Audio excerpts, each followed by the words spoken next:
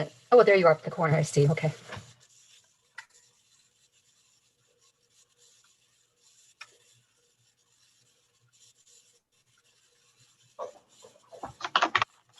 Oh, there you are up the corner. I see. Okay. Okay, we're good to go. I'd like to call this special council meeting to order. Before we move forward, I want to acknowledge that the land upon which each of us is located this evening during our meeting is the traditional territory of the Haudenosaunee and the Anishinaabe people, many of whom continue to live in our community and add to the richness of life in our community. Madam Clerk, the roll call. All members of council are present, your worship. Thank you. There are no announcements at this time. I'll save those for the council and committee meeting. There is no addendum. Are there any declarations of pecuniary interest? There being none, I'll move to correspondence. And I understand, Councillor Noyes, you have a resolution regarding the correspondence from the City of Welland.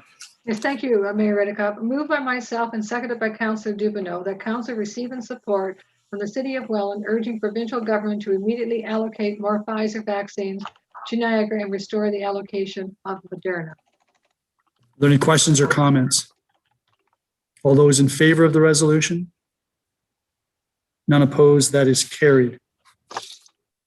That takes us to the next item on the agenda, which is the closed session meeting. And Councillor Noyes, I understand that you have a motion to move into closed session.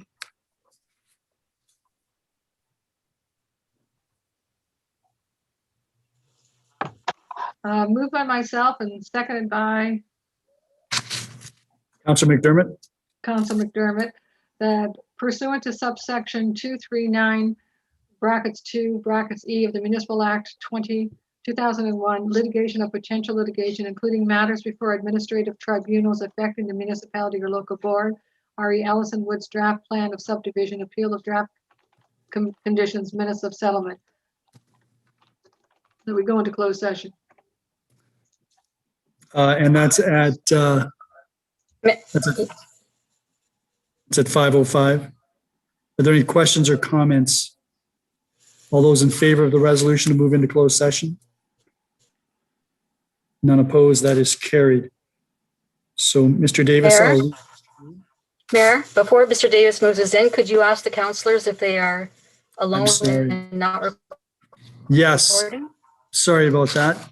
I'm going to start with, I'm going to go on the basis of how I see you on my screen. So Councillor McDermott, I'm going to start with you. Are you alone and whatever else it is? I am alone and I'm not recording. You're not recording, yes.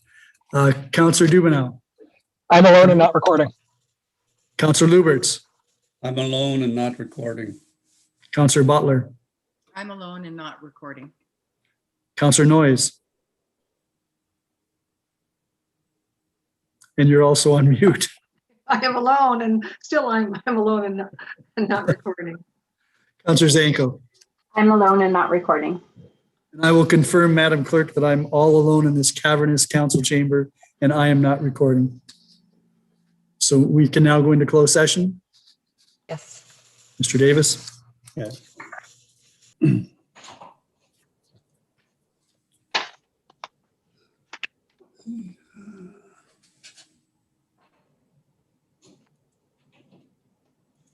So you'll let us know when we're okay? I will. I'll send you over there in probably 30 seconds. Okay.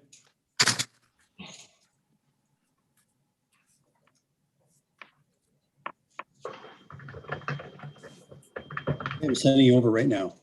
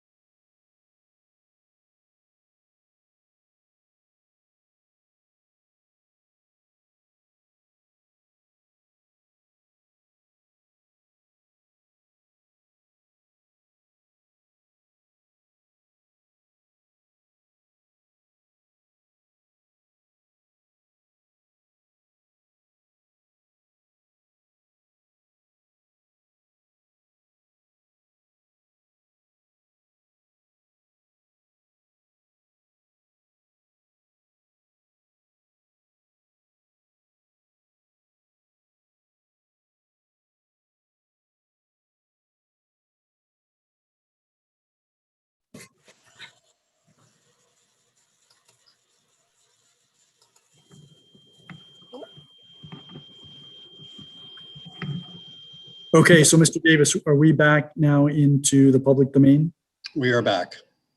Very good. Councillor Zanko, you have a resolution for council to rise and reconvene from closed session? Yes, I do. Thank you. Moved by myself, seconded by Councillor Butler, that council now does rise and reconvene from closed session at 6:07 p.m. with report that staff proceed as directed. Are there any questions or comments? All those in favor? None opposed, that is carried. Councillor Butler, you have the resolution for first and second reading of the confirmatory bylaw?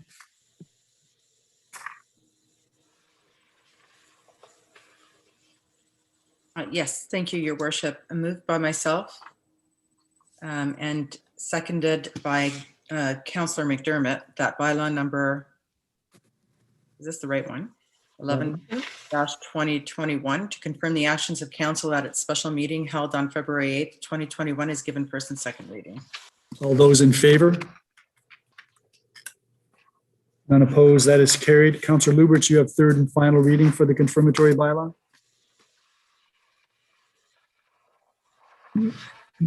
You're on mute. I don't have it in front of me, but I can read it off of our agenda. Sure, go I'll ahead. need a seconder. Seconder? Yeah, Councillor Zanko. You got Zanko? McDermott? Okay, McDermott, no, go ahead. Yeah, You saw McDermott. Okay, moved by myself and seconded by Councillor McDermott. At council,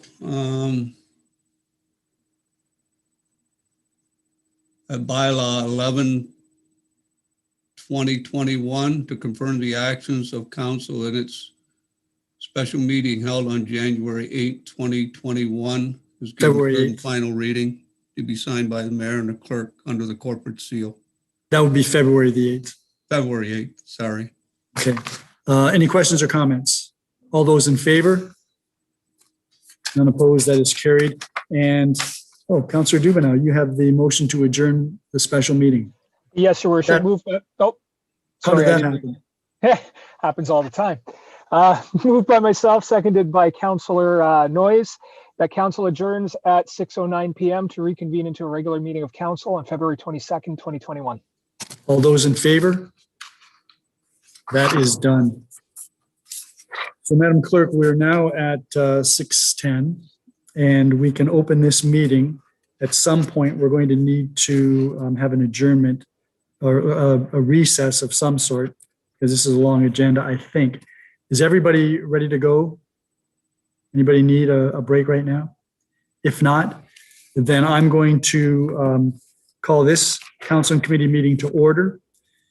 I've already done the land acknowledgement during the special council meeting opening. Madam Clerk, the roll call.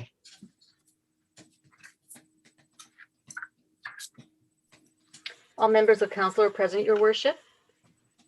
Thank you. Are there any announcements? Just a couple of very brief announcements. The first being that both related to COVID. The first relates to the Ontario border mayors who met with Minister Blair last Thursday to discuss the border restrictions, border reopening, whatever the plans the federal government might have, and our desire to be included in the discussions. We have received, and I know that members of council have received communications from the public expressing views with respect to this, all of which is very helpful to the mayors in our communities as we receive comments from residents. They touch on various aspects of the border restrictions and the reopening, and they're very helpful as we have dialogue with the federal government. The Minister Blair has indicated that he's open to hearing from the communities, the mayors. His staff will respond to questions as they arise, and that there will be continued communication between his office and the Border Mayors Group, which is headed, this particular initiative is headed by Mayor Christian Provenzano of Sault Ste. Marie. He did express his appreciation for our comments and did outline some of the steps that the federal government is contemplating in terms of how the border can be reopened or will be reopened but expressed a great deal of caution in terms of the importance of health and safety and the importance of testing and isolation and the federal government being able to enforce whatever rules it puts into place. And so that's the way this will be moving forward. I've indicated in the past that as the federal government continues its dialogue with the United States federal government, there will be protocols that will have to be engaged in. Any easing of restrictions will be based on testing, will be based on the ability of individuals to self-isolate once they cross the border into Canada, and that the federal government has to have the ability to continue to monitor that and follow up as it's allowing individuals to enter the country. Some of it may seem heavy-handed, and certainly the federal government is reviewing its policies in that regard, but ultimately it will be health and safety of the residents of our country, because that's the job of the federal government, and that's frankly the job of the mayors, to make sure that our residents are safe. We have an understanding of the implications for business, the implications for families, particularly those that are in crisis. And so there are opportunities to be looking at that and protocols that could be put in place. I guess probably nobody's happy right now about any of it. There are those who want the border opened, and there are those who want it tightly closed. The reality is there will be a mix, and any opening will be gradual. It will be phased in, and it will probably target a specific groups, depending on what their circumstances are and the ability of the federal government to monitor and enforce whatever regulations it puts in place. In terms of Ontario, the Premier today announced that there will be some lifting of the stay-at-home restrictions starting tomorrow with three communities to the east of us in Ontario. We are scheduled to have the stay-at-home orders lifted next Tuesday, and the balance of the province perhaps after that, all subject to the coded color system being put in place, and it's being modified as well as we go forward. So the challenge to the provincial government obviously is to make sure that the economy doesn't completely stagnate, that where there are opportunities for business to operate safely, that it's allowed to do that, always bearing in mind the safety of the residents of Ontario.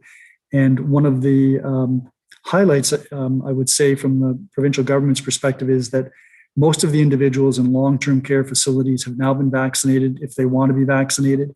In Fort Erie, we're in a very good position in that regard because all of the homes have had their vaccinations. We had one small outbreak at Gilmore Lodge at the end of last week, one staff member who was quickly isolated. There's been no change in that since then.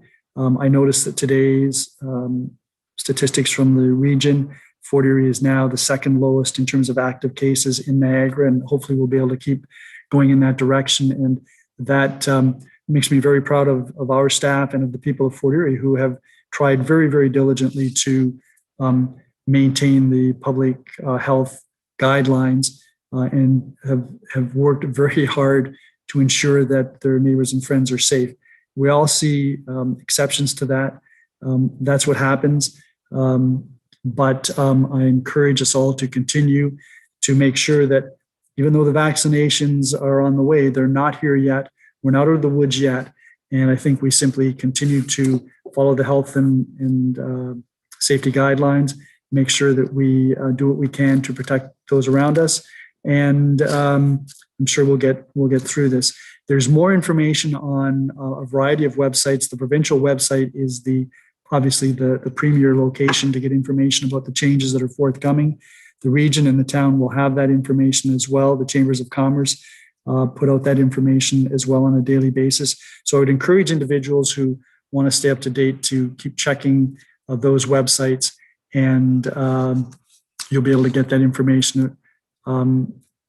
If you need any clarification, you can call the town. We'll try to provide you with clarifications we can. Final thing I wanted to mention is that February is Black History Month. I like Morgan Freeman's attitude that there shouldn't be a Black History Month. We should all recognize the importance of the contributions of Blacks throughout our history, throughout the year. And, as we move more and more towards a more inclusive and diverse society, I couldn't agree with that more.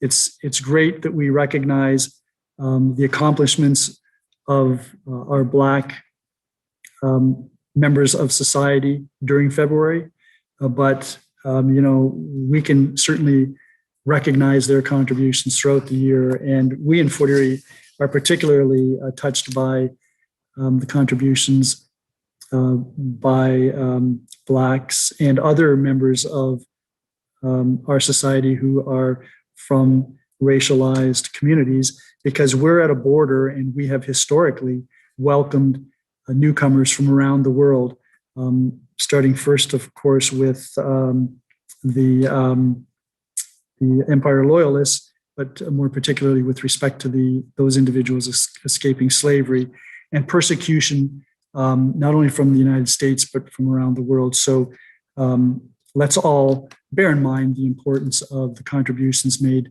to our society and our community in particular by our Black brethren and sisters. Those are the announcements. There is an addendum, and that is with respect to report. Madam Clerk, help me out here. I didn't get a hard copy of that. It was PDS 12 and it was appendix number 4 was replaced. And that's the report that deals with the site plan for the cannabis production facility. That's correct. Are there any declarations of pecuniary interest? Councillor Butler.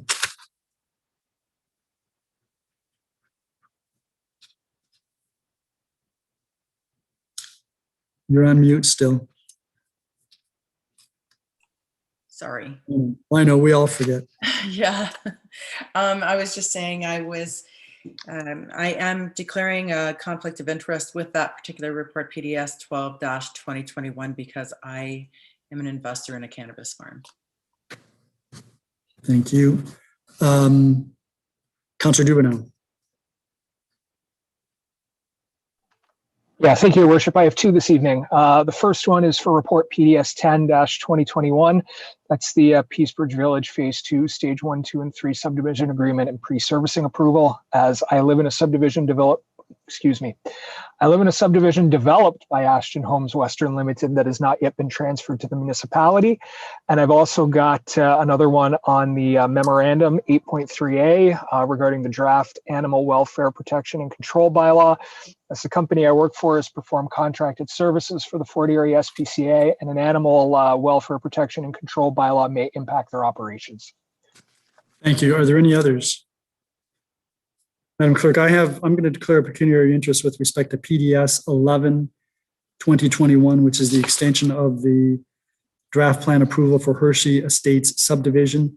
The principal, who is shown as an owner of the numbered corporation, is a party that has been engaged in litigation with a client of mine, and there are still some outstanding issues.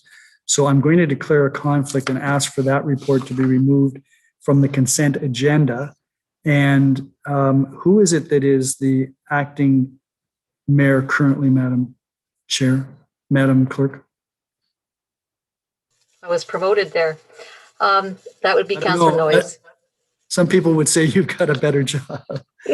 So Councillor Noyes, when we deal with PDS 11-2021, can I hand the chair to you? Thank you. So if there are no other disclosures of pecuniary interest, we have notices with respect to upcoming public meetings. There is no budget meeting on February the 10th, 2021, because we were able to complete our deliberations last week. But there will be budget bylaws presented on Monday, February the 22nd, 2021, general levy budget bylaw and the general capital budget bylaw. That will be, of course, during our regular council meeting that evening, which starts at 6 p.m. and can be viewed by video teleconference. There are no public meetings this evening. However, that takes us to the consent agenda. And aside from PDS 11/2021, are there any other reports that anyone wishes removed? Councillor Dubanow. Yeah, Your Worship, PDS 11 is also part of the consent agenda. So, Yeah. I'm sorry. Yours was PDS 10. Is that in the consent? PDS 10, my apologies. Yours Yeah. was PDS 11. I'm getting ahead of myself here. Right. Okay, so we'll deal, if there are no others, then we'll deal with PDS 10 and PDS 11 separately. So that means I need a motion for the remainder of the consent agenda. Can I have a mover, Councillor Dubanow? And there's no need for a seconder in council and committee. Are there any questions with respect to any of the reports in the consent agenda? Councillor Noyes. Thank you, Mayor Redekop. My question is basically the third Which report? isn't it PDS 10/2021? We're not there yet. 10 and 11 aren't in the package. Oh, I'm sorry. They've been removed. And I have nothing. Okay. Is there anyone else that has any questions? So with respect to FES 02/2021, Fire Chief, I note that even if we acquire these radios, they can be made to accommodate any changes in the the new 911 dispatch service? Or am I speaking a foreign language? No, sir, you're not. The radios we're buying are digital compatible. They're not P25 platform compatible, but they are digital compatible if we were to so require that. And everything we've purchased over the last several years has been digital compatible also. Right. And then also there was a reference made on page 3 to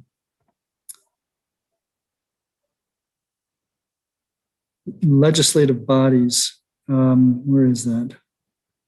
Statement was both legislative bodies in the decision-making process. Wasn't sure which those were. Is that the region and the local municipality? That is correct. Okay, thank you. And any other questions by anyone else? I just wanted to make a comment with respect, or a question with respect to IS 06/2021. And this, Mr. Walsh, I appreciate your comments to me when I asked you some questions about this. This really has to be looked at as well in the context of the roads assessment report and the work that you do in that regard. Is that correct? That's correct. Every project we do on roads is somehow tied into the further report. When we have upcoming underground works, we look at the timing of that and see what we can do with the roads and try and do everything together where we need to. Great, thank you. If there are no other questions with respect to the items in the consent agenda package as amended, I'll call the question on the consent agenda as amended. All those in favor? None opposed, that is carried. So we'll deal now with PDS 10/2021. Councillor Noyes, you had a question on, wait a minute. We haven't moved that yet, so I need a mover. Councillor Noyes and Councillor Noyes. Okay, and you had some questions on this? Yes, on the third it's talking about the pre-service that we're doing something we don't normally do in regards to allowing them to register without things always in place that we usually do. Is that setting a precedent at all, or is that just? I'm pretty comfortable when I read the report that we pretty much have a lot of safeguards in place, but are we setting a precedent that as we go forward, other developers can ask for this? Other developers have asked for this, and we've approved this type of situation before. Ms. Dolch, did you want to respond to that? To the council, that's correct. We do allow pre-servicing prior to registration of the subdivision. And the reason we do allow this pre-servicing work is because a lot of times it does take some time to get all the servicing in the ground, as well as CNP energized, and all these other Enbridge in the ground as well, and dealt with. So we allow them to pre-service, and we do take the insurance certificate, the cash payments, the approval. So we have the funding, should they not do it correctly or in accordance with their drawings, we can cash those securities. But it's something we do allow. We won't issue any building permits, however, until such time as the plan is registered and Mr. Walsh is satisfied with the primaries. Thank you. Any other questions? Ms. Dolch, just with respect to the conditions, are there any conditions that we're concerned about being fulfilled? I mean, I would presume we wouldn't be at the point where you're recommending that we can proceed with the servicing, or the developer can proceed with the servicing, if there were any conditions that you felt might be problematic. No, Your Worship, we're satisfied. There's no conditions that are problematic that we see at this time. And I did have a question of Mr. Walsh with respect to this, because it relates to the drainage. So there is on page 3 a reference to excess runoff and how it will be dealt with and what have you. And it makes reference to the 1 in 100 year storm. We're getting a lot of significant storms. And I'm wondering if you have any comment about the adequacy of the drainage, and if we get a storm in excess of the 1 in 100 years, where does this water go? Typically, these subdivisions are designed with an overland flow route, which is a quick way of the water getting out without it going through the storm system. But with respect to the frequency of the 1 in 100 year storm, that's a matter of great discussion in the engineering community right now as to what the effect of climate change is having on engineering standards. With our asset management plan accepted a couple of years ago, there is a commitment in there to consider climate change in everything we do. So are we, thank you for that answer, because I think that's very important.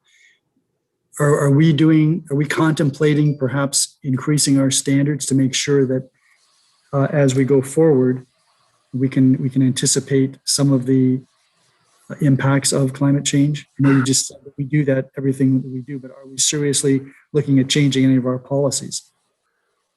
Right now, we're not, but I would think within the next 5 years, there will be some sort of movement to take a hard look at what we are requiring to be built, and even in our own works when we do something. So is that something that we need to wait or should wait for others, or is that something that we as a municipality can be contemplating taking a look at now? Because we are starting to see some of the impacts of extreme weather events, particularly because we live on a lake and a river, and we have lots of creeks and streams and what have you. We are waiting for the discussion to advance more globally across Ontario. The government typically sets our engineering standards for the size of pipes, return events, the 1 in 2 year storm, the 1 in 5 year storm, et cetera. We suspect those parameters will change. My preference is to wait for that to come through for a number of reasons. One is, let's see what the standard is. But two, if we were to increase our pipe sizes right now, one, we haven't budgeted for really the increase in pipe size, and it also might put Fort Erie at a bit of a competitive disadvantage when it comes to development, in that the cost of development would be higher here as opposed to somewhere else. And obviously developers are in it for money and they would go somewhere else.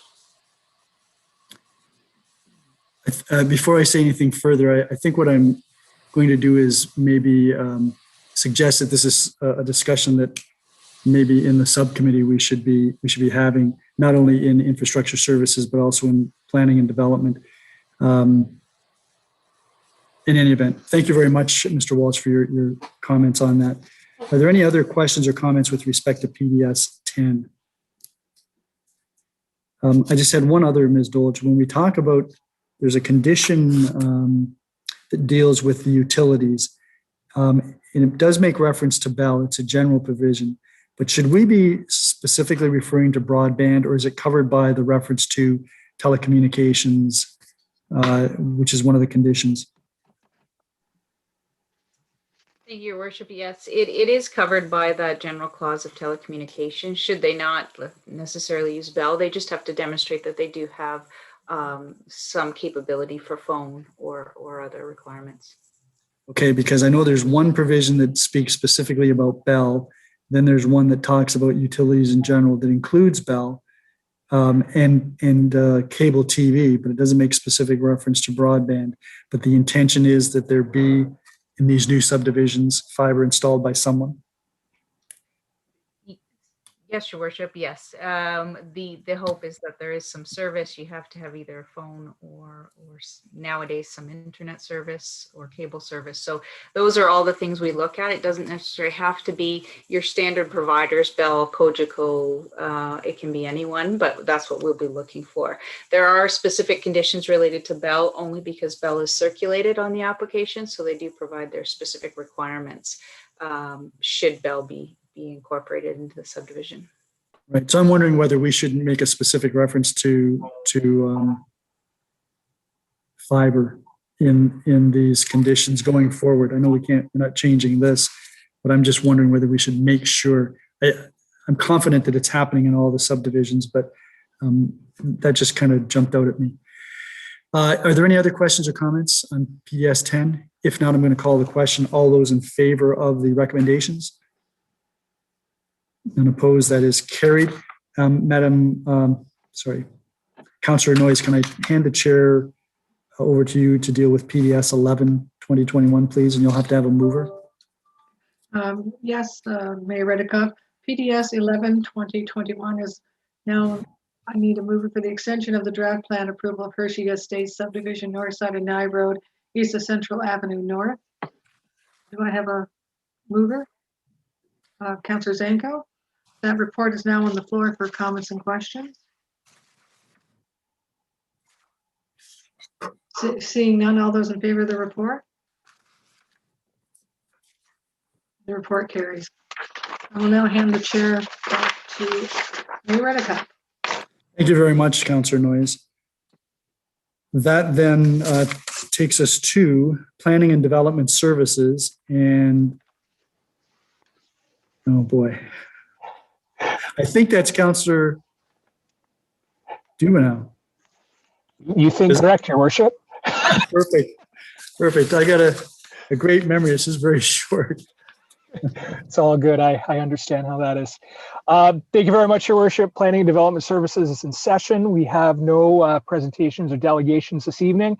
We have one report on the agenda, PDS 12, 2021. That's the 2043 Garrison Road, Fort Erie Site Plan Agreement.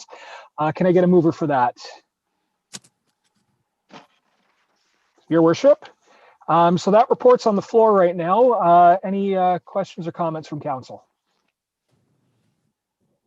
Your Worship. I had a question with respect to the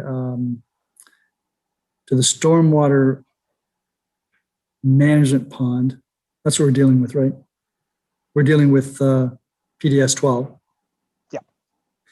Yeah, and so I see that the proposal is that the irrigation will come from the stormwater management pond. And my question is, if the stormwater management pond is dry, because we're into a dry part of the year, and there's a need for drawing water from the aquifer.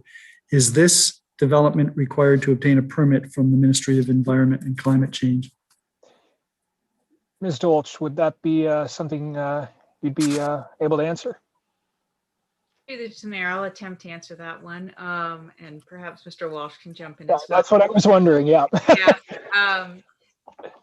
So in terms of the aquifer, the hope is that that won't happen, obviously.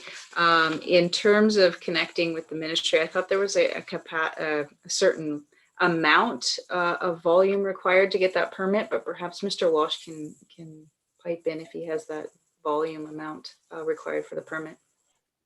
So through you, Mr. Chair, the MOE, or whatever they're called now, Environment, Climate Change and Parks, Conservation and Parks, they allow 50,000 liters per day to be drawn before a permit is required. 50,000 liters is not very much. So if I might, Mr. Chair, so who would monitor that? I presume that in order to draw water at all, you'd have to have a well. And I suppose there's a requirement for a permit to dig a well. Is that correct? Ms. Dolch or Mr. Walsh, whoever wants to jump in, who can better answer that question. Through you to His Worship, yes. So you would require approval for the well system. So that's where it would be flagged. And then at that point, I'm sorry, was someone else going to say something further? No, I said, Your Worship, to give you the floor back. Okay. So at that point, then it would be up to the operator of the well to notify the ministry if there was an excess of 50,000 liters in any given day. Is that the way that would work? Or is there some other mechanism in place? Or is that something that staff can provide us information on? Ms. Dolch?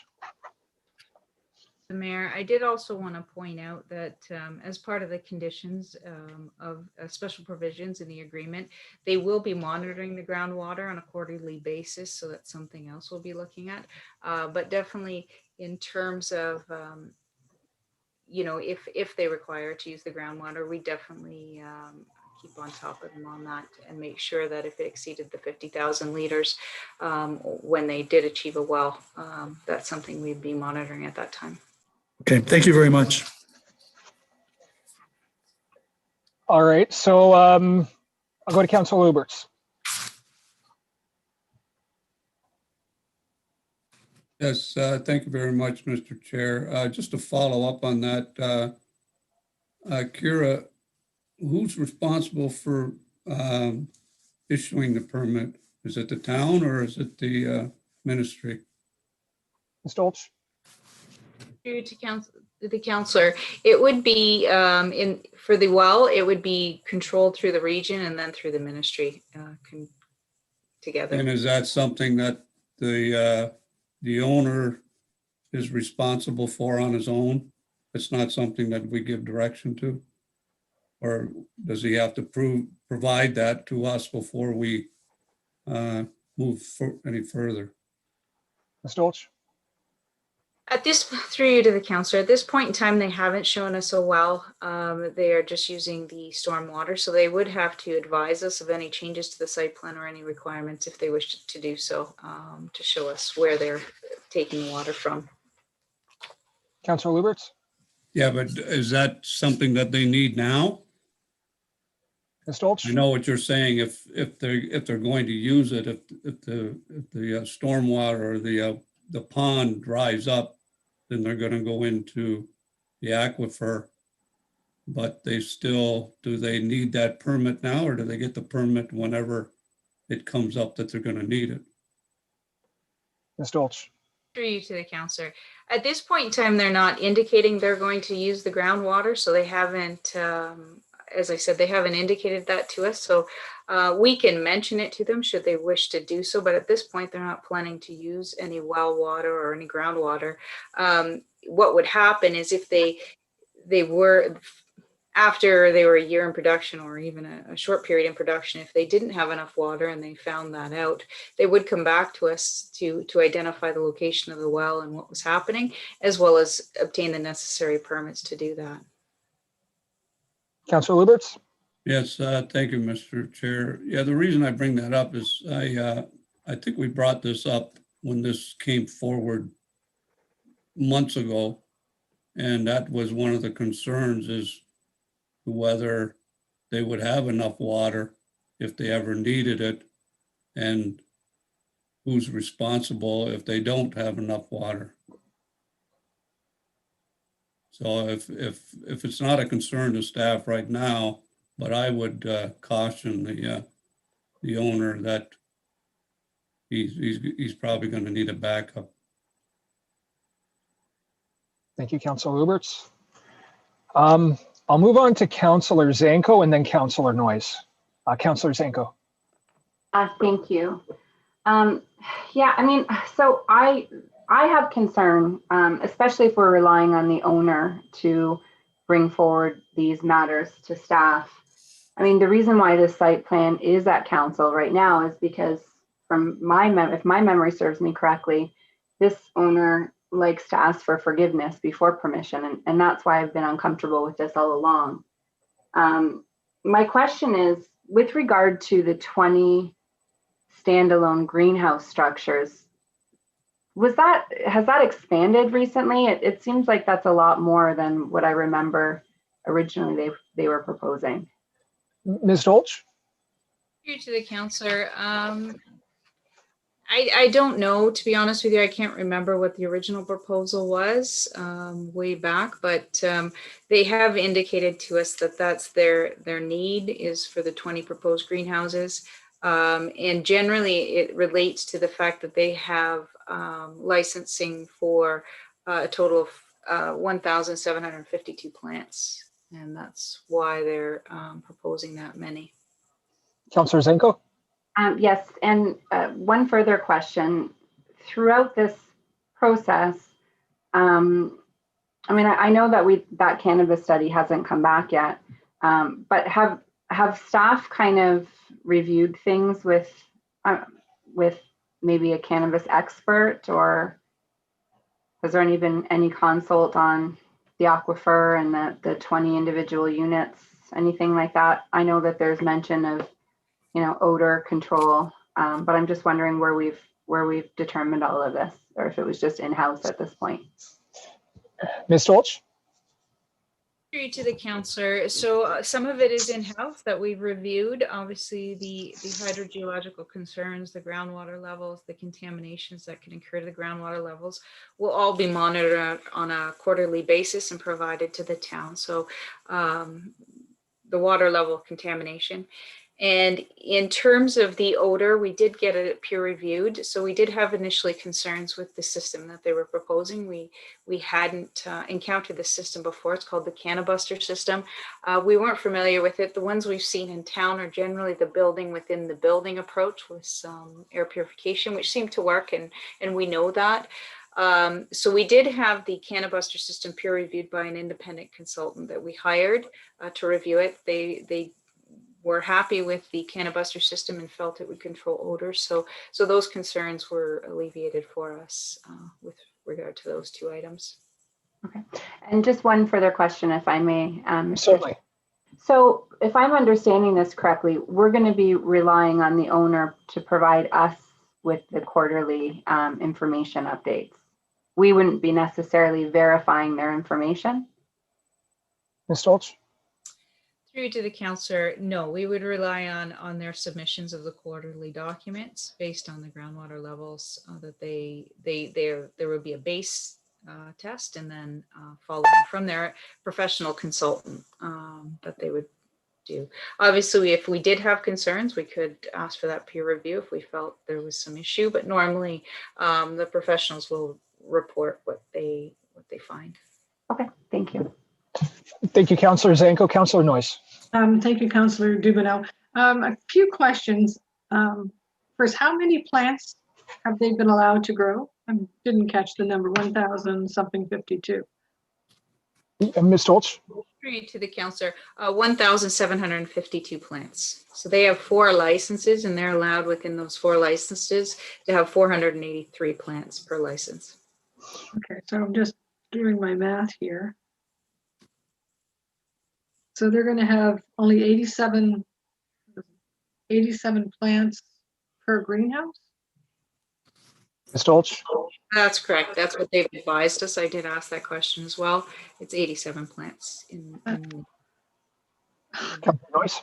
Not that I know much about cannabis, but 87 plants per greenhouse does not seem like an amount that, like, okay, when you go visit the place here on House Road, I mean, there's like a lot more than 87 plants per room or whatever that they have. There's hundreds and hundreds per room. And granted, they have a different, not saying that they're doing anything wrong, but to me, 87 doesn't seem realistic. But anyway, and I'm concerned about that the monitoring of how many plants they have. We've heard it through, every few months you hear, not now because it's wintertime, but every few months you hear about places in Niagara that have been growing significantly more than what they were allowed, and they've been shut down. And there's been a few in the past year that were growing way outside their contracted allotment and had been doing this for some time. And then the monitoring is so slow that they're just not caught, and they pretty much do what they want to do, and then they shut down when they have to. To that end, have the people, the current owners of this property, have they been good stewards to date? Have we had any concern? I see that the fence is falling down and has not been repaired. Have they been good stewards? Have we had any concerns? I have heard rumors that perhaps there has been some cannabis activity on that property already. Have we investigated that, or have we heard anything definitive about that? Ms. Dolch?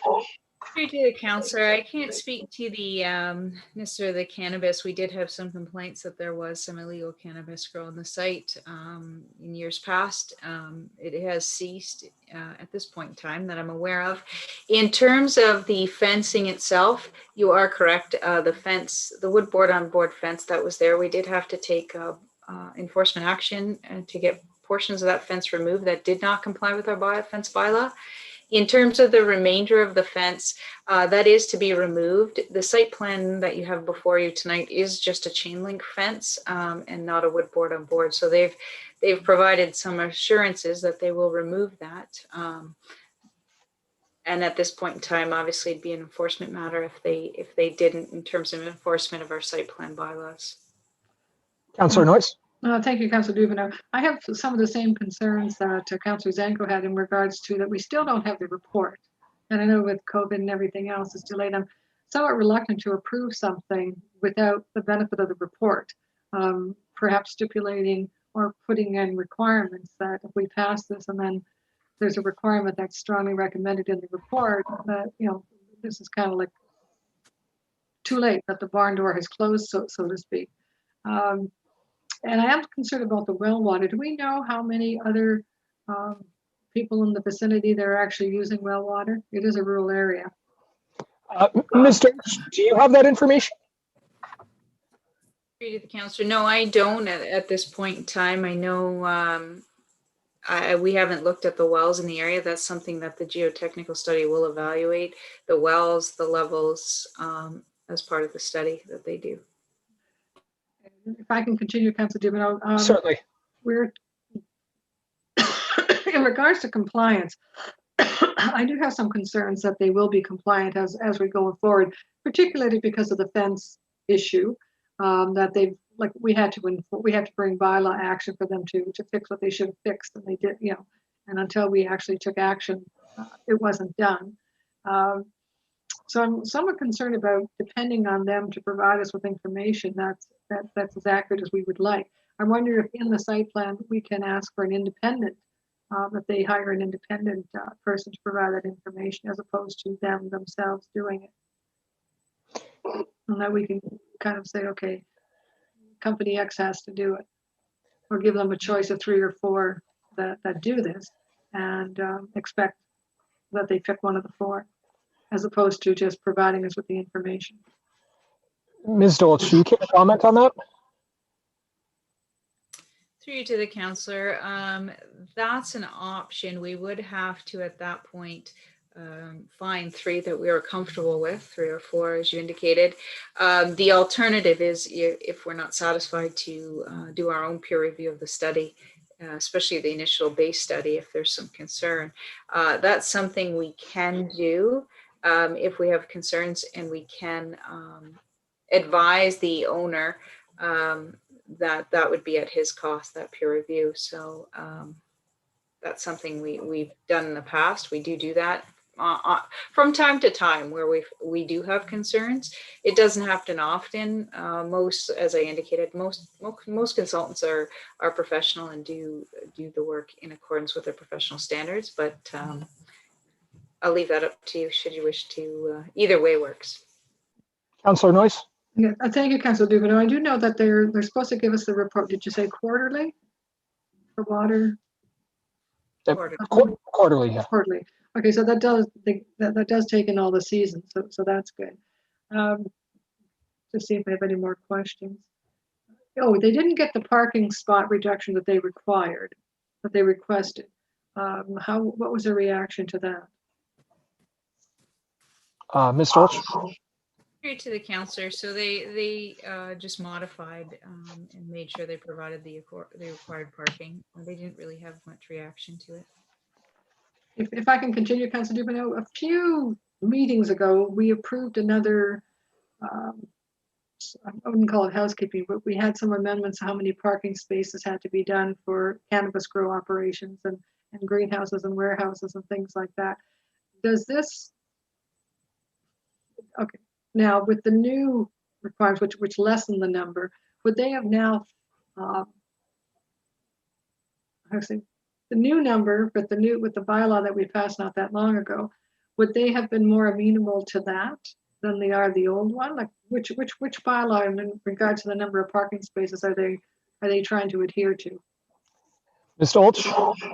Through to the counselor, they have to adhere to the bylaw at the time of their application. So at the time their application was made, they'd have to adhere to that bylaw. So it would have been the old bylaw rather than the new changes.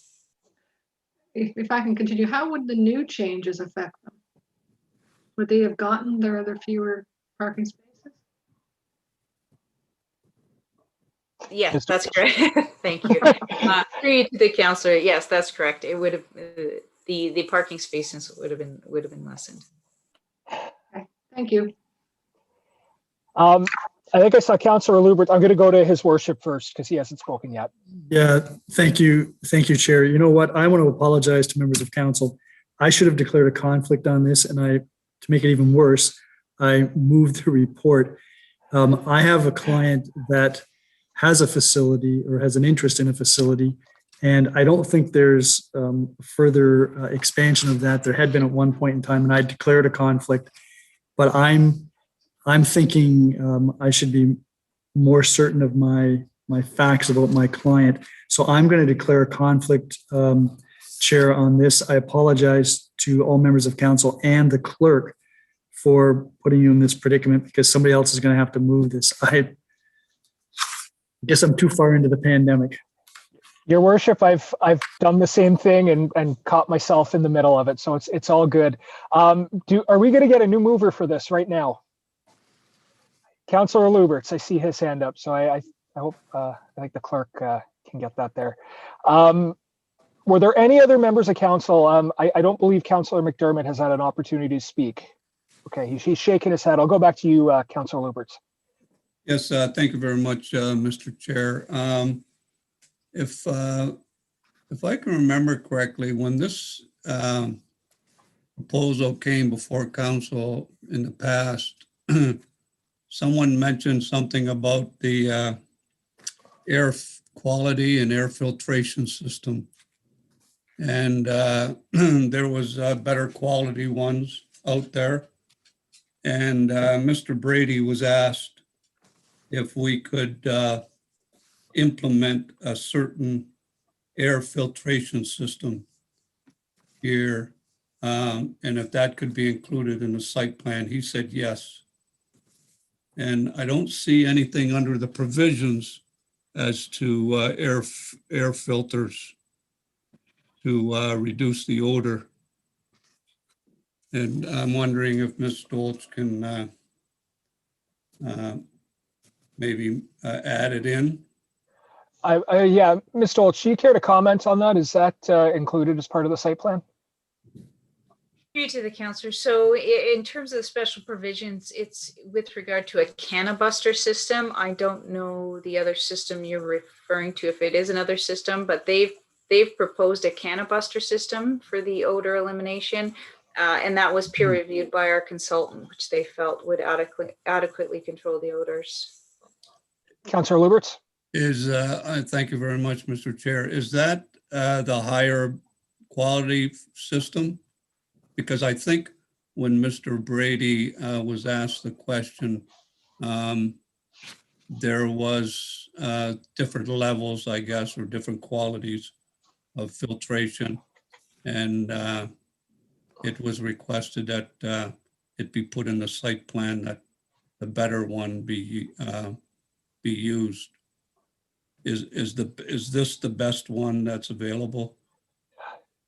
Ms. Stoltz, do you have any information on that? Through you to the councillor, all I can comment is obviously I'm not an expert, nor are my staff an expert in odor. So we can only rely on the odor consultant that we hired to review the systems. In terms of what's a better system, I really can't comment. I don't know. I can only comment on what we've had in the past in Fort Erie, and that's the building within a building. We know that works. We haven't had any smells emanating from those facilities that have incorporated that type of system into their buildings or into their construction. But in terms of the other systems, I think I remember who you're referring to spoke. Again, I don't know those systems. I don't know enough information about odor control systems for cannabis. And that's why we ended up doing the peer review with our odor consultant to make sure that we wouldn't have impacts or negative impacts in association with odor, because that was one of our main concerns. Councillor Lubberts, I had a thought on that, but I'll go to you first before I ask. Yeah, no, I'm concerned about that, and I'm not satisfied yet with the water system. That I don't think they've addressed the water situation well enough for me. Anyway. Yeah, thank you, Councillor Lubberts. I'm going to ask Ms. Stoltz a question really quick, just going back to the odor system. So we had this reviewed by an odor consultant who I'm going to assume is an expert who would understand how these systems work and how they would compare. Did they offer up any comment on whether it was equivalent to a building within a building, if it would perform the same? Or is this, they pretty much just said, yep, it's good, it meets the requirements that the town's asking for, and that was the end of it? The question we asked the odor consultant was whether there would be odor escaping from the facility with this system that they proposed. That's our concern. Whether they use the building within the building as a comparator, I don't know. I just know that works from our experience here. But they have indicated that they felt that this would contain the odor. So, okay, so that answers the question for me then, that the question was, is this going to prevent odor from escaping? And the consultant said yes. So, okay, I appreciate that. Councillor Zanko, I'll go to you. Thank you. Through you to, I guess, Ms. Stoltz again. Could we not, I guess my first question is, if we were to postpone this until the consulting report came back, is that going to have a huge bearing for the applicant? Ms. Stoltz? Through to the councillor, they do have the ability to appeal a non-decision. They can do that. I don't know, what their time frame is, so I couldn't speak to whether they would be okay with waiting for that study. The issue is they would have to, should that study recommend changes to zoning or other things, their application was in prior to any of those changes. So you would still have to make a decision based on the merits at the time of the application was made on it. So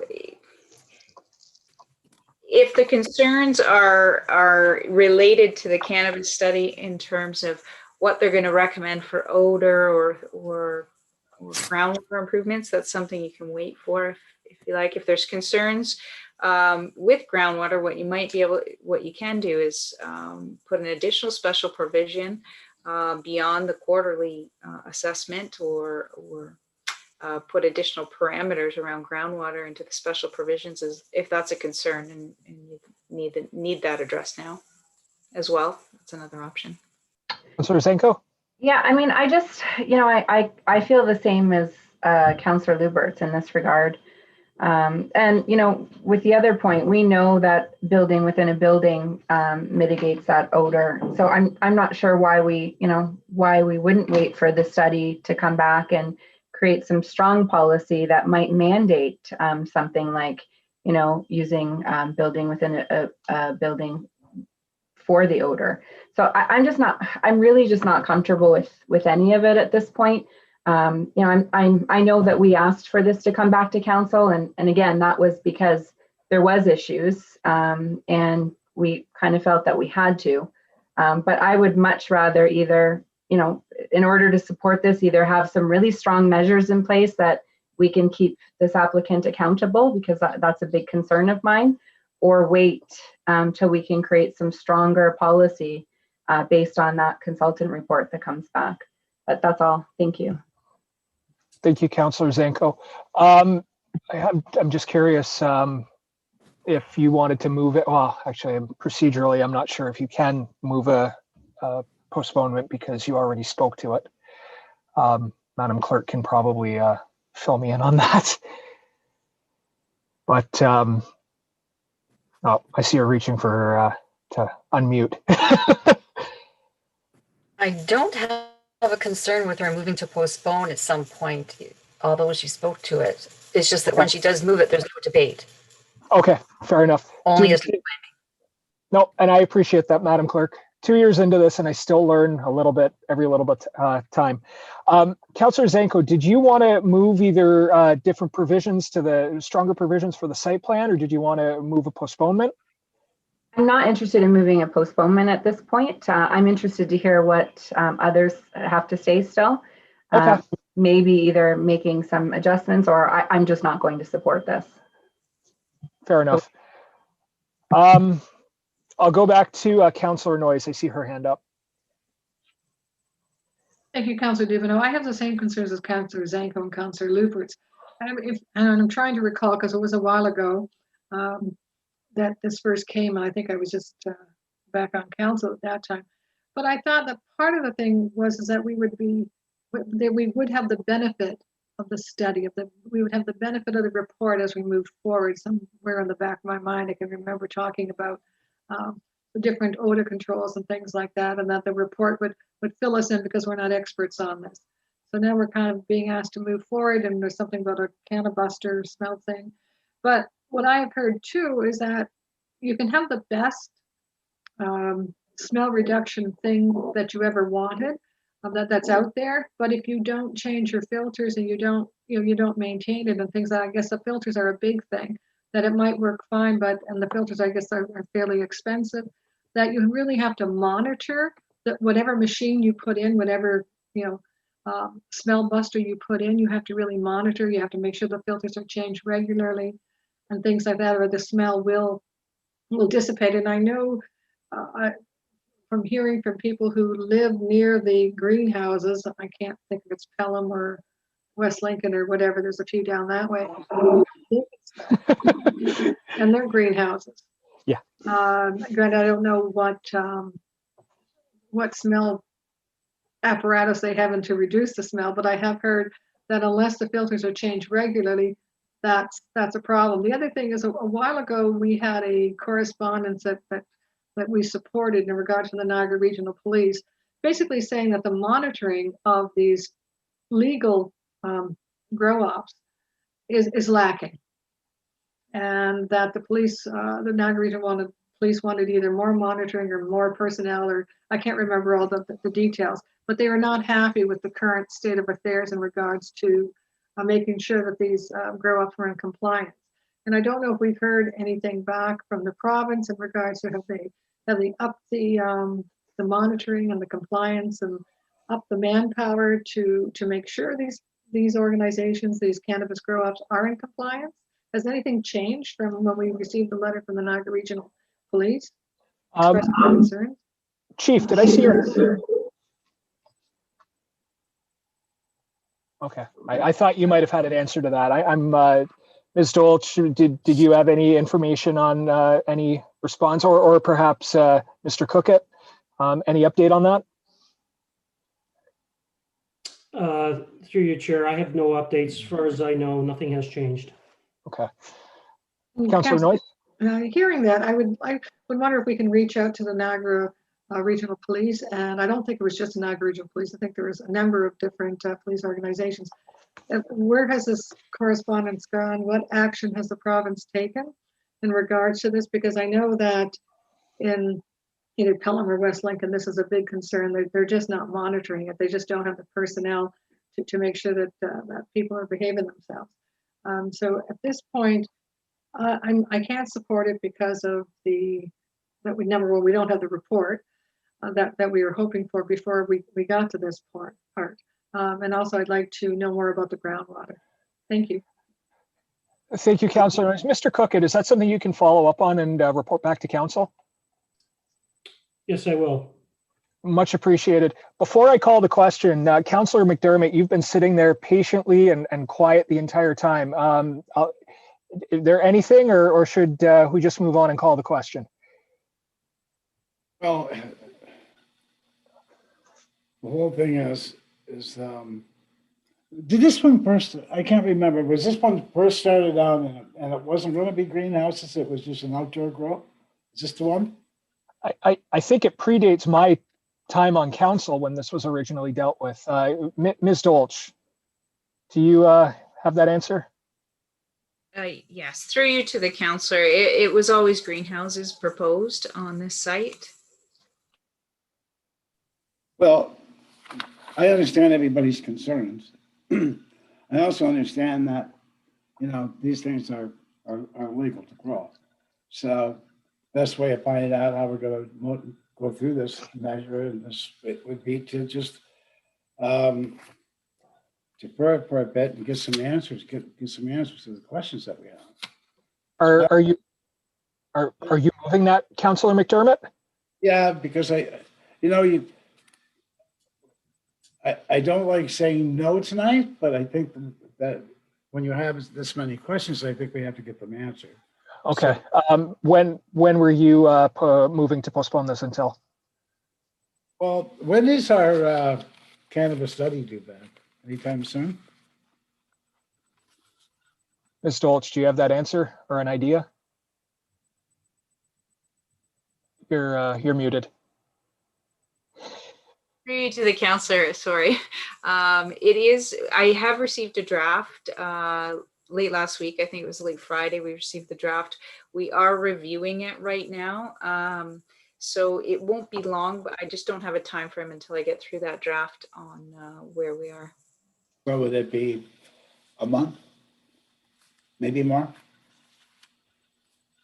Ms. Dolch? Councillor, I would say probably in a couple months, maybe not necessarily, sometime, probably most likely April. Would be my guess. So we have, do we have 1 or 2 council and committee meetings in April, Madam Clerk? We have 2 committee meetings on April 12th and 19th. Does April 12th work for you, Councillor McDermott? Yeah. Any questions or comments with regard to timing? All right, so I'll call the question on the postponement. All those in favor? All right, it looks like that carries.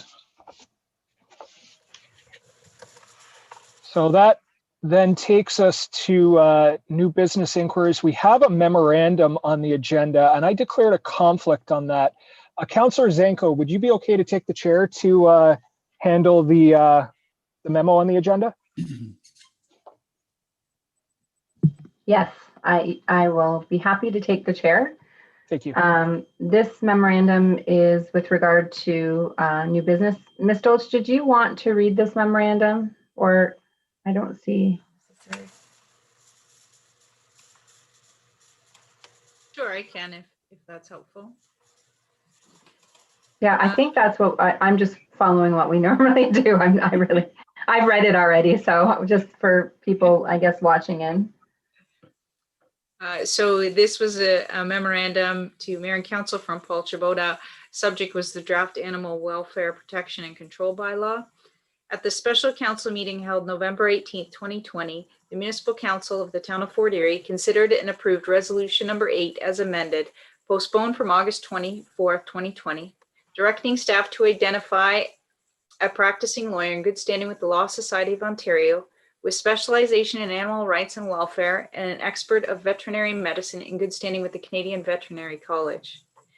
Council directed staff to engage both professionals in the development and review process for an animal control services. Council directed staff to modernize and update the animal control bylaws to be reflective of other animal types, both domestic and wild, to ensure safe animal harbor, handling, and protection. Council directed staff to provide a draft bylaw to council at its first council and committee meeting in February 2021. Staff identified a lawyer who met the criteria set out by council. That lawyer had to terminate any further involvement in the project due to medical issues. Staff identified a new animal rights and welfare lawyer who met the criteria set out by council, but delays as a result of the aforementioned circumstance affected the commitment date of February 8, 2021. It is anticipated that the draft bylaw will be presented to council February 22nd, 2021. All of which is respectfully submitted, Paul Chadoba. Thank you. Does any member of council have any questions with regard to the memorandum? Seeing none, I will hand the chair back to you, Councillor Dubanow. Thank you very much, Councillor Zanko. Do any members of council have any new business or other inquiries? Your worship. Thank you, Chair. I neglected during the announcements to mention that on Friday, the Niagara Health System through the President Lynn Guerrero and the Province of Ontario through the Parliamentary Assistant to the Minister of Health, MPP Robin Martin, and the MPP Sam Oosterhoff from Lincoln, Grimsby area, announced that the province is moving forward with a request for qualifications for the new South Niagara Hospital. And that's an extremely important step moving forward with respect to that facility. One of the questions was asked, what's the cost of this new building going to be? It's $1 billion. It will be $1 billion facility. It will be state of the art, and it will provide much greater access for the residents of Fort Erie, in particular, since that's who we're interested in, to the hospital services that are currently available only at St. Catharines and Niagara Falls at locations that are going to be much more difficult to reach. This new facility will be located just off of the Queen Elizabeth Highway at Lions Creek Road. And so for residents of Fort Erie that live in the north part of the town, it will be quite easy to access.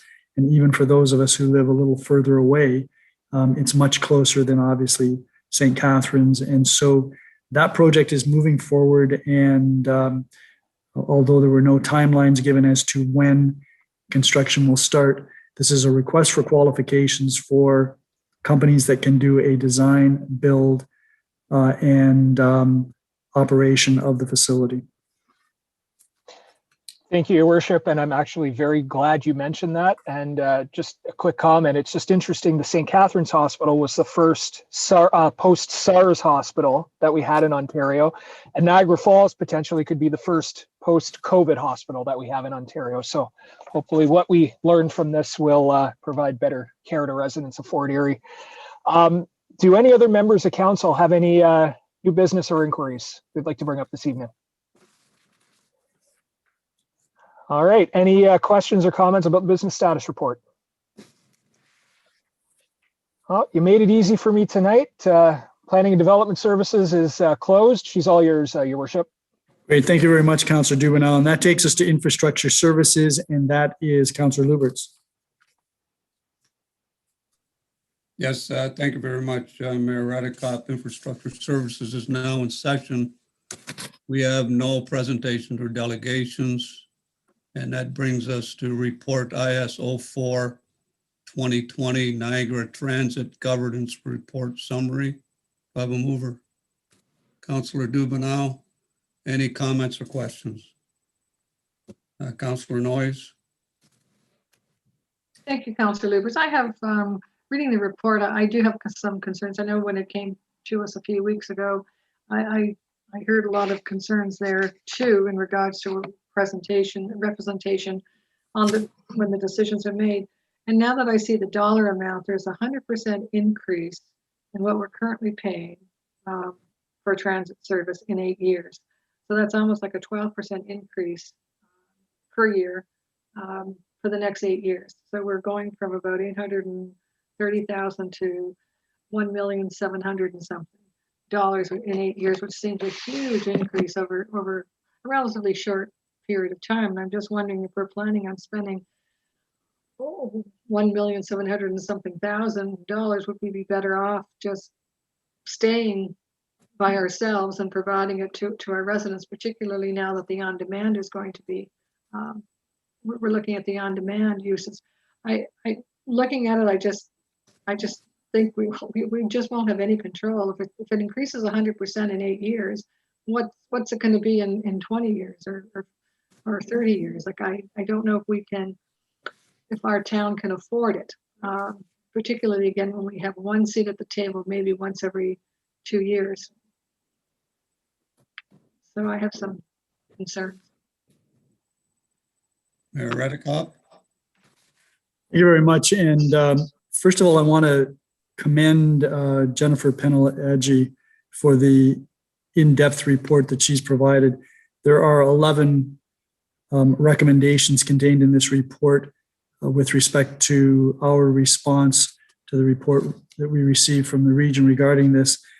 This is the comments in the report, the comments that were made by councillors when the regional staff appeared before us, hopefully will, along with responses from some of the other municipalities in Niagara, will be a wake-up call to the regional staff who are losing the potential to create a regional transit system by failing to really take into account how this project can be funded and how the area municipalities can buy into this system. Because Councillor Noyes hit the nail right on the head. Why would we, in the town of Fort Erie, double our contribution for public transit when we could use that money to not only buy the interregional transit that we require, and we can buy that from Niagara Falls or whoever, and we can expand the service in the town of Fort Erie if we really need it. Why would we spend that kind of money? Why would Wainfleet, which spends no money now, spend $500,000 a year, which is a large chunk of their budget, for a transit system that they're not going to get $500,000 worth of benefit from, or any of the other smaller municipalities? We would be doubling our contribution to a regional transit system. Some of the municipalities will be paying 4 and 5 times the amount that they currently pay, with no guarantees beyond 5 years of services. So the report is very reflective of the concerns that we expressed and that staff sees in dealing with this. And I think that this is a good report, and I hope that the regional staff will spend some time digesting it and really thinking about what it is that they're doing or trying to accomplish. I know that our Director of Infrastructure Services has some experience in a previous life in Kitchener-Waterloo, which has a regionalized system, but certainly doesn't expect smaller municipalities to subsidize the service in the larger municipalities. I mean, when one looks at the chart that shows the transfer in expenditures, one can't help but wonder why any municipality other than St. Catharines or Niagara Falls, with the possible exception of Welland, would find this proposal acceptable. The notion that rolling stock or equipment in St. Catharines or Niagara Falls is somehow going to be utilized by outlying municipalities doesn't make any sense. How would they maintain their service if they were shifting rolling stock elsewhere? It just doesn't make any sense whatsoever. So I fully support this report. I fully agree that the funding model is the impediment to this whole system, and there may need to be some other methodologies for ensuring that use of the systems in the various municipalities can increase, and that there will be a fair sharing of the burdens of a regional transit system based really on the benefit that you receive, not the number of people that are living in your municipality or the assessment of the properties in your municipality. So I commend staff for this. I know that Mr. Walsh has been actively engaged in this. The one thing that I would ask for is perhaps for council to receive some information as to how other areas in Ontario, Kitchener-Waterloo perhaps as an example, maybe Ottawa, Carleton is another. How are they financing their systems? And what other alternatives could we look at? Thank you, Chair. Any other comments, questions? Councillor Dubanow? Yeah, thank you very much, Mr. Chair. I just want to echo the comments the mayor made with regard to the report and the challenges of the funding formula. I've personally been a supporter of the idea of a regionalized transit system for a very long time. The mayor mentioned Waterloo region. Durham regionalized their transit system. York has a regionalized transit system. And even prior to the amalgamations, Ottawa Carleton had one. Hamilton Wentworth had one. There's a lot of precedent for regional systems to exist, and they generally do provide benefit to residents because you no longer have municipal boundaries acting as an artificial line that limits how people can utilize transit when moving from location to location. I'm very concerned about the funding formula that they're presenting. The mayor hit the nail on the head. $500,000 a year for Waynfleet is a lot of money. That what benefit are they going to get out of it other than to say, we can get an on-demand system here when we call? I'm concerned the region is going to torpedo this by what they've done. I think it's a great idea to regionalize transit. I think its time is far, far past. And I'm concerned that the way they're doing it, it's almost like they're setting it up to fail. So I wholeheartedly hope they look at this feedback, that they take it to heart, that they realize that there's more to this region than the largest two municipalities, and they go from there and they present a workable system, because we need regional transit, and I would hate to see it defeated on financial issues that, as far as I'm concerned, should not be insurmountable. This is something we should be able to work out and come to an agreement to. And if we can't, that's going to be a real shame. I mean, when other regions have done this, and they did it years ago, it's going to be a real shame if this millstone that has been around our neck for at least a decade, if not two, that we can't get over it on an issue of cost. That would be a tragedy, in my opinion.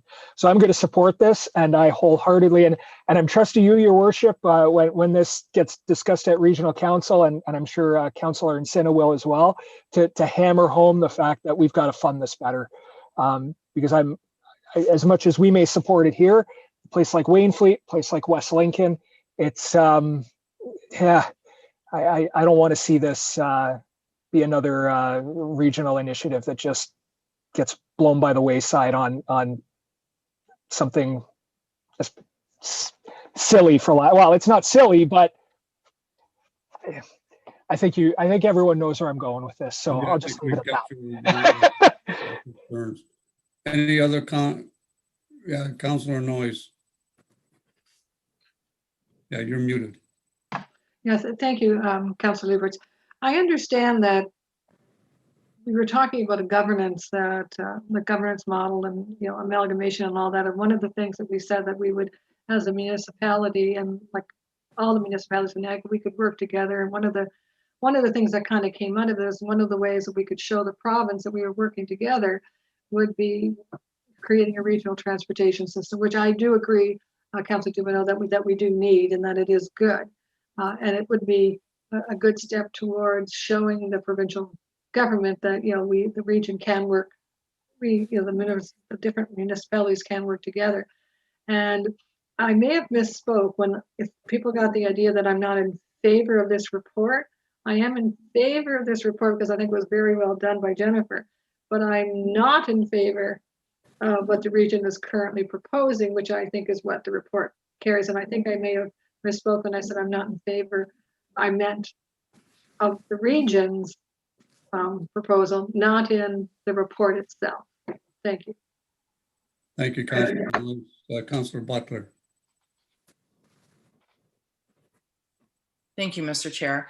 I agree with everyone's sentiments across council. The thing that I wanted to bring up in addition to that is the unfair representation for smaller communities and the fact that it's one shared representative to represent the voice of us and Port Colborne and any other smaller community. And I think that has to be addressed as well. I think we'd be lost in the shuffle if we're silent on that.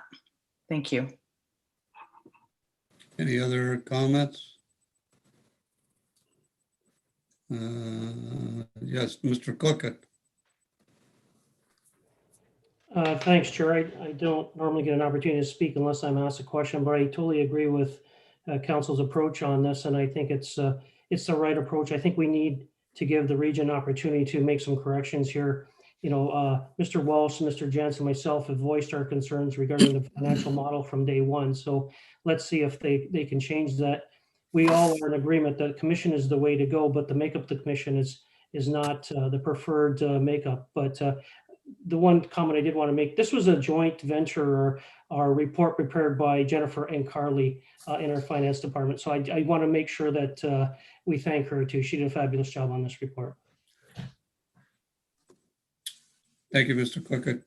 Mayor Redekop. Yeah, thank you.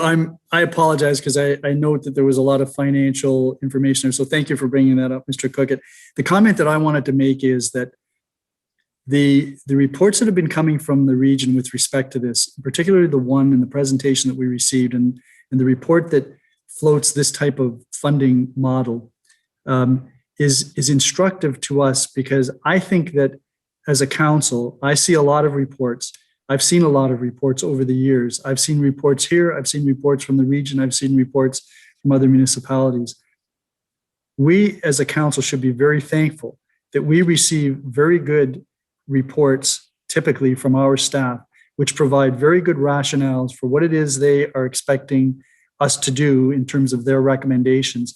So I don't want us to be taking for granted the quality of the reports that we receive, because this initiative from the region is, in my opinion, very unfortunate. And as Councillor Dubanow has suggested, this whole initiative could be lost simply because the staff at the region that's responsible for this initiative has not spent nearly enough time critically analyzing what other municipalities would expect or what it is that they would accept in terms of the creation of a regionalized transit system. So Mr. Cookett, insofar as you are the captain of that team, you're to be commended for ensuring that the reports that we receive are of the high quality that they are.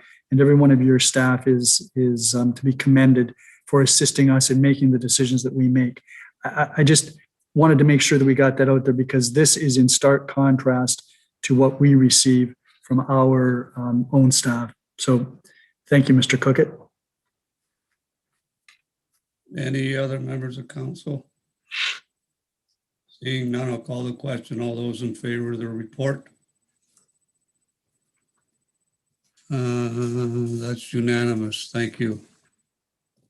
That brings us to report IS 07 2021 for the water distribution system, 2020 annual water quality report and annual water utility summary report. Do I have a mover? Mayor Redekop. Any comments or questions? Seeing none, I'll call the question. All those in favor? None opposed, that's carried.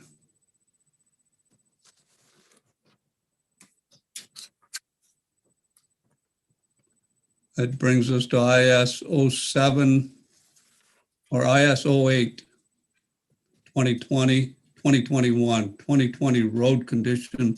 Well, that would be 2021 road conditions. Am I correct, Mr. Walsh? No, the report is based on the survey done in 2020. All right. The title is correct. Road condition assessment and proposed 3-year resurfacing plan. I have a mover. Councillor Zanko, any comments or questions? Councillor Zanko and Mayor Redekop. Thank you, Mr. Chair. Through you to Mr. Walsh, I'm very happy to see this report, and I'm very happy to see that under the 2021 to 2023 forecast, there's a number of roads that I've been bugging about on here. And I know that there's a memo coming up later on in this agenda, but my question is with regard to Buffalo Road that I'm seeing on the resurfacing forecast, and it's from, you know, the small portion from Dominion Road to Stockton Lane. Now it's showing here as 2021. Does that mean design work is it kind of going to be a 2-3 year process, or is this just a resurface so it's quicker? Through you, Mr. Chair. That section is just a resurfacing. It will be done this year. Okay, perfect. And I do have another question, but I forgot what that is. So I'm going to wait until other council members have spoken.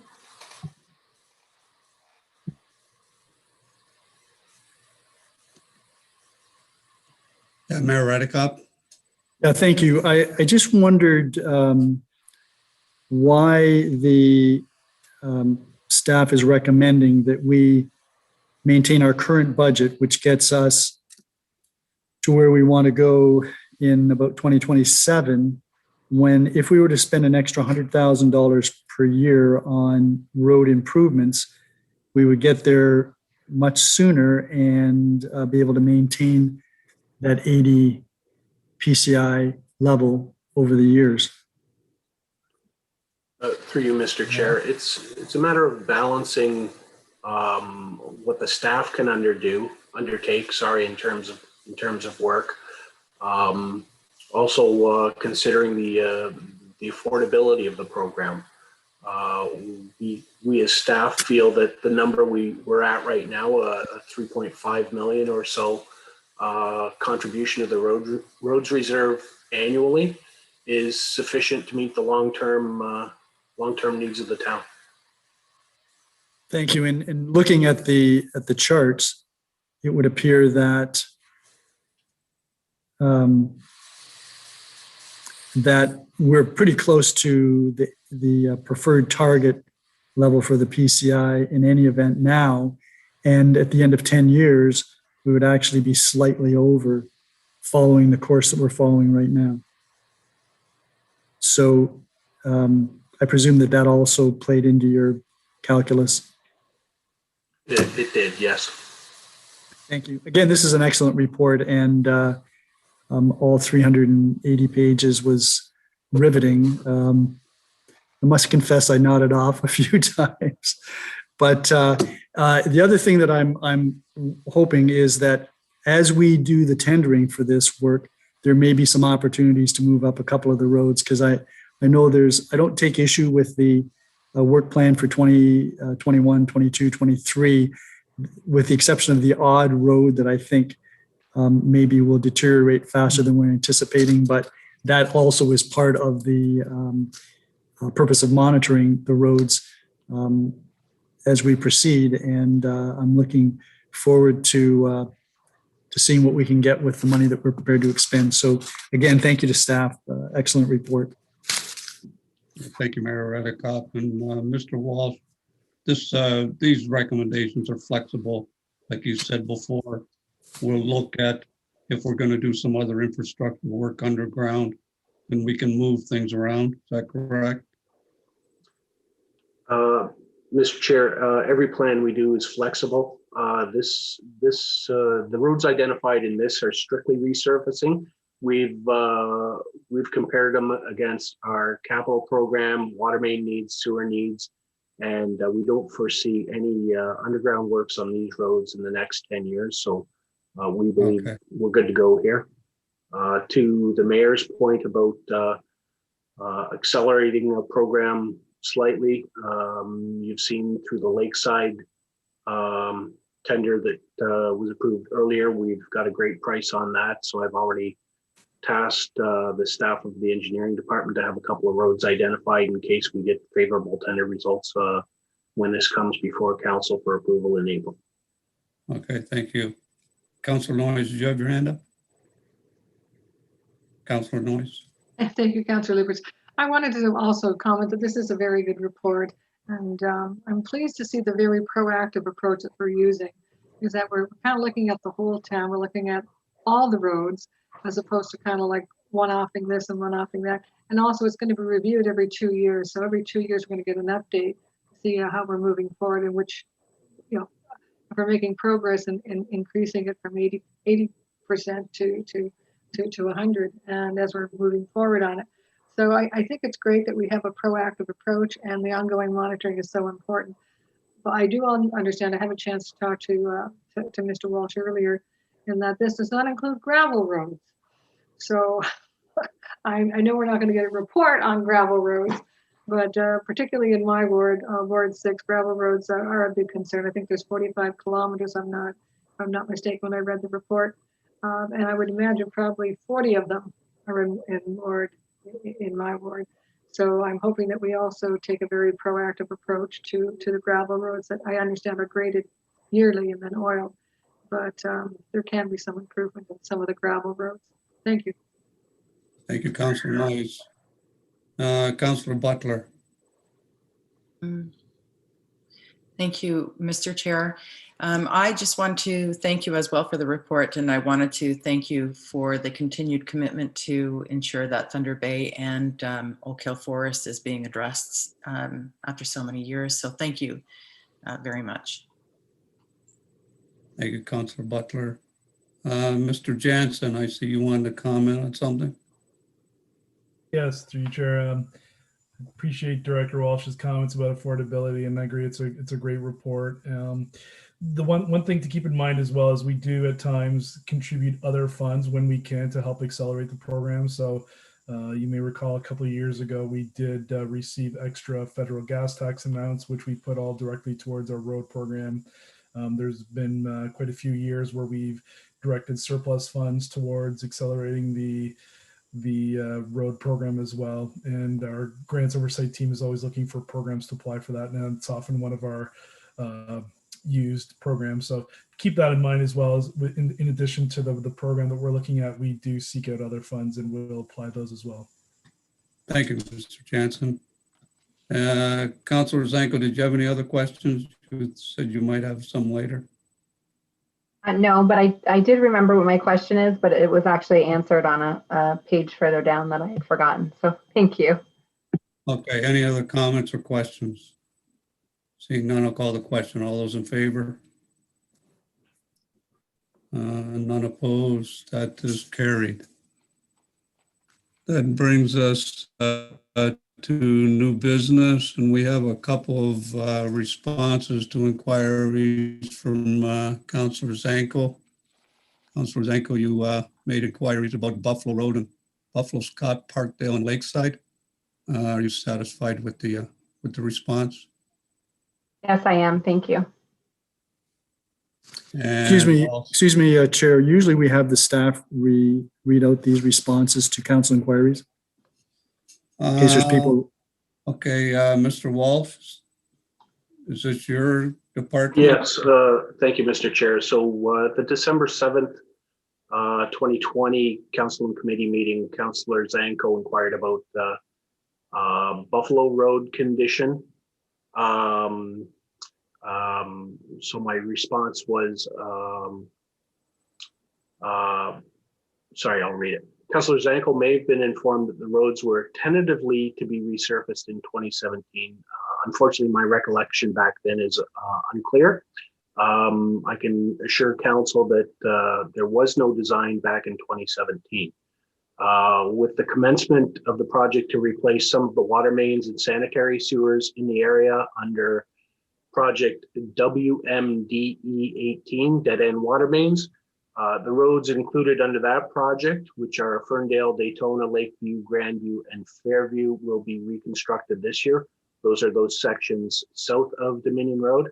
The remaining roads in that area, Buffalo, Scott, Park Dial, and Lakeside, are noted in our most recent condition to be actioned either now in the 5 or 10 year frame or more than 10 years respectively. Buffalo and Lakeside will be included in this year's resurfacing program. Further, Parkdale and Scott will be done in the medium term future. And you want to read the Sure. Lakeside response?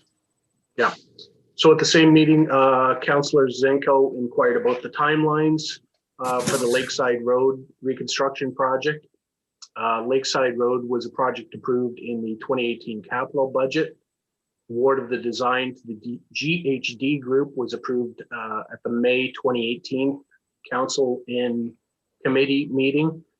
Sorry, that's May 2018, with an expectation by staff that construction would commence in the fall of 2019. So about a year for design in there. There were a lot of delays on this project, unfortunately. These included several project managers working on the file with the consultant. Each time a new PM takes over, there is a delay until that member of the team comes up to speed. Further to that, as new PMs take over, they seem to lose a sense of ownership of the project in comparison to the previous project manager, which creates a lack of sense of urgency. The GHD office in Niagara lost several members due to business decisions on their part and ultimately closed, sending the project to the Mississauga office. The Mississauga office inherited several projects from Niagara that were in terrible condition from a design point of view, and they had run out of budget. I would like to add in there that we did not approve any extras on the design, so what they bid is what they were paid. And finally, there were design issues in that the original file and design work completed by the Niagara GHD office was deemed unusable by Mississauga and required a large amount of rework to provide a competent design.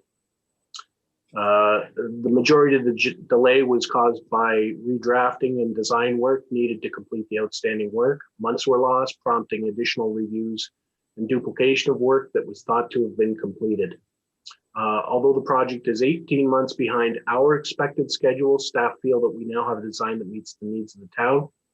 The tender has been accepted by the town, and we expect construction to be complete by the end of the year. Thank you. Thank you, Mr. Walsh and Councillor Zanko. You're okay with that? Well, I mean, it is what it is. I do feel bad for the residents on that road. They've, it's been really never ending for them, but I'm happy to see that this project will be completed by the end of the year. I know I have residents reaching out to me still, thinking that, this is never going to get done. So I'm happy that Mr. Walsh put this all down for them. I do appreciate this memo. Okay, thank you very much. Any members of council have any new business or inquiries? Seeing none, I'll go to the business status report. Any comments or questions? Seeing none, I'll return the chair back to Mayor Redekop. Thank you very much, Councillor Lubberts. That then takes us to Corporate and Community Services, Councillor McDermott. Thank you, Your Worship. Corporate and Community Services is now in session. We have no presentations and delegations. We have no reports. Are there any new business inquiries? Councillor Butler? Thank you, Mr. Chair. A few years ago, Jeremy Inglis brought to our attention, along with the individual from the YWCA, the problem that exists in Niagara Region with respect to human trafficking. And last week, there was an article in the paper regarding a couple of individuals that allegedly were responsible for some local human trafficking of individuals that were under the age of 18. We were, Jeremy Inglis and the YWCA and myself were working towards fundraising about $100,000, but we were sidetracked because of COVID last year, and we hope to resume that at some point for the fundraising. But my question is it possible for the CAO to arrange for the police liaison to come in and speak to us with respect to human trafficking and what that looks like in the Niagara Peninsula, so that we can have a better handle on how we as municipalities within the Niagara region can develop perhaps a task force or something to help curb that? Okay. Yeah, through you, Chair, to the councillor, absolutely. Just a quick comment. When the presentation was made a few years ago, it was this council, was the first presentation of this council, and this council made a commitment of $5,000 to help with the program, which spearheaded, I think, most other municipalities doing the same. So kudos to you guys, but I definitely will invite the police to make another presentation, absolutely. Awesome, thank you. That's it, Mr. Chair, thank you. Any further business inquiries? Anything under the business status report? Back to you, Your Worship. Thank you very much, Councillor McDermott. That was very efficient. Scheduling of meetings. Councillor Noyes. Thank you, Mayor Redekop. There is a traffic coordinating meeting on February 24th at 12 p.m. I'm sure it's Zoom. I'm sure. Any others? I'm just looking at my schedule here, but is there a, yeah, we have a meeting the 22nd, so we'll cover some future meetings. Okay, there being no other items left on the agenda except adjournment. Oh, Councillor Dubanow, I'm sorry. Yeah, no, just a quick comment. We're going to have the open house this Thursday for the High Street project. And I believe that is at 5 o'clock, and that's going to be done over Zoom as well. Just wanted to throw that out there. Well, that's great. That's, yeah, no, I think that'll be very popular. Is there any others? If not, then I'm going to go back to you, Councillor Dubanow, because you are so proficient at doing adjournments. Yeah, I'm best part of the evening, Your Worship, and I appreciate it. I would like to move that council and committee adjourn at 7:50 p.m. All those in favor? That is unanimous. Thank you very much, all.